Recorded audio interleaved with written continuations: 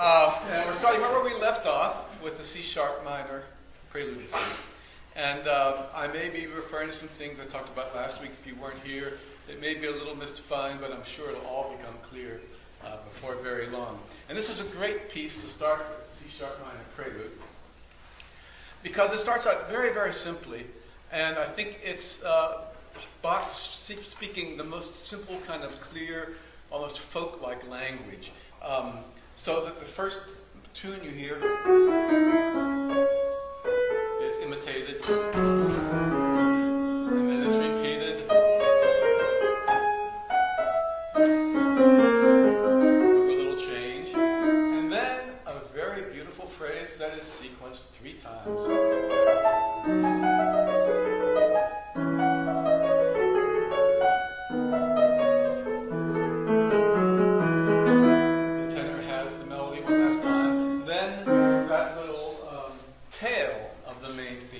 Gets repeated 3 times, sequencing upwards. Finally, getting to this wonderful dissonance. And then the bass has a chance to sequence the tail.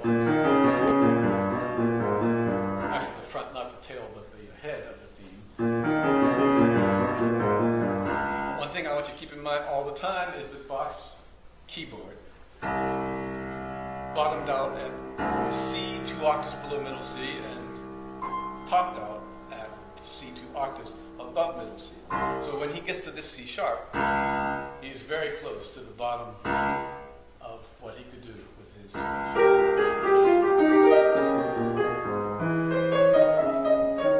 then a cadence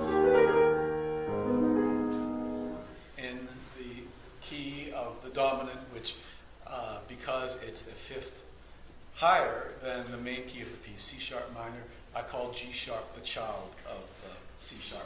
So he's gone to that key. So this beginning opening is very straightforward, very simple statement of beautiful ideas.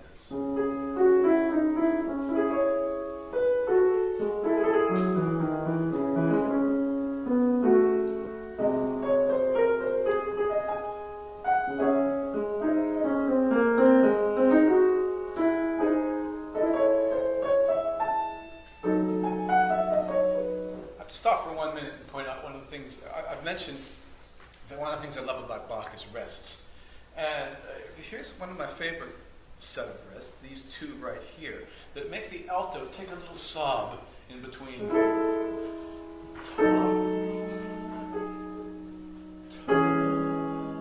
Now maybe Bach did that because his hands couldn't reach far enough to play them, but it makes for a very beautiful texture.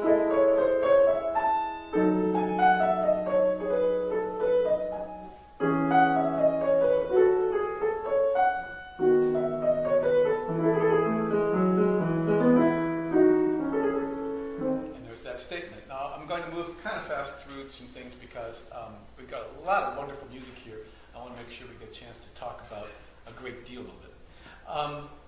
So, this is the beginning of the piece, leading to this cadence in that child key.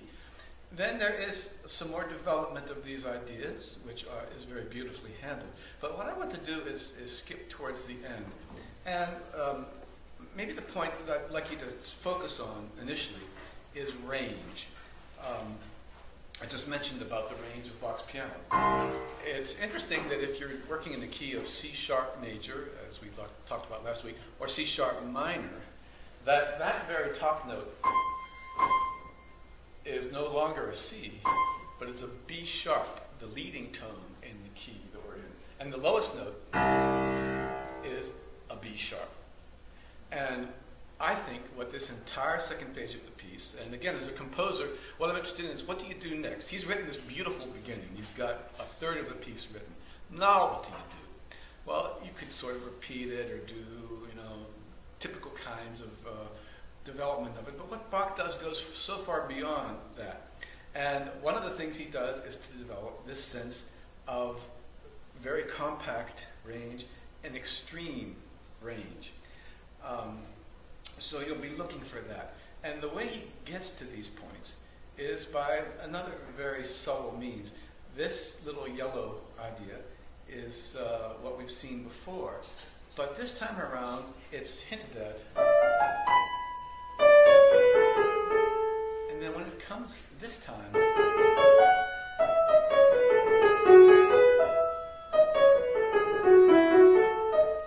it's offset in the measure. Now sometimes that doesn't make very much difference because Bach sometimes the measure bars don't mean a lot.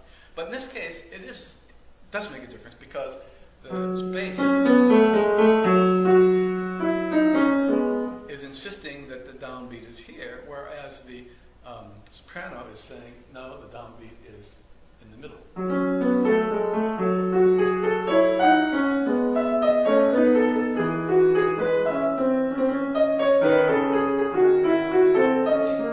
And this is the first little red mark I have there. And the reason I did that is because if you can see the keyboard, I'm right smack dab in the middle. I'm as close together as I could probably get. Well, I could get that close together. But it's very tight. And from this point on, Bach takes this little tail idea that he developed. You heard it already there. But this time, it takes him all the way up to B sharp. It's a fabulous moment.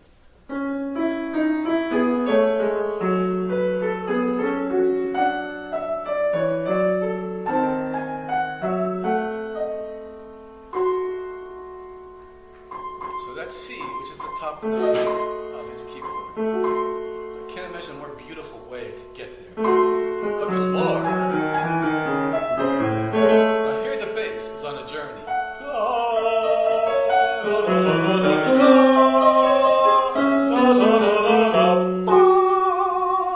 Now I'm kind of a baritone bass. You don't want to hear me sing in any part of my range, but you really don't hear me. But that's to understand the wonderful tension at this point is to appreciate that F sharp, that's pretty high for your average baritone. And it also creates, again, this convergence. The big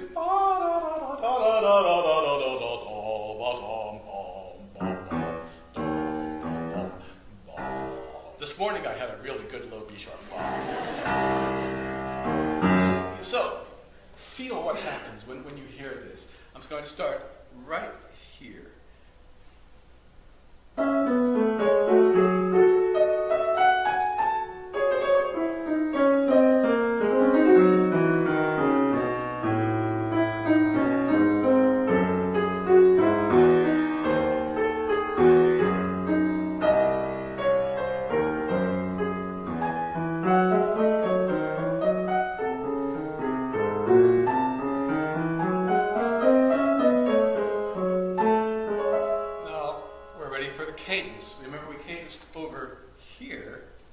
Sounded like this.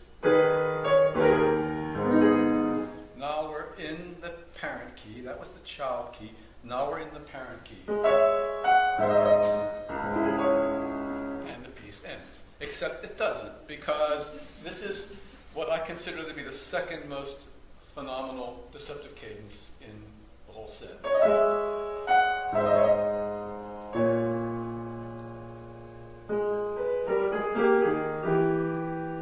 Phenomenal about this, there's deceptive cadences all over the place. This one, though, leads us back to the child key. It's putting us all the way back to G sharp minor again. It stays there for practically ever. It's still the dominant chord of the dominant. Still.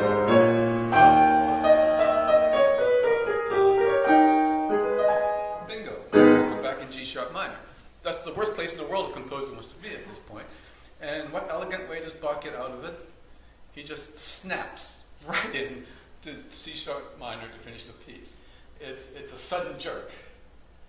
Where at this point, let me play right where this little purple thing starts.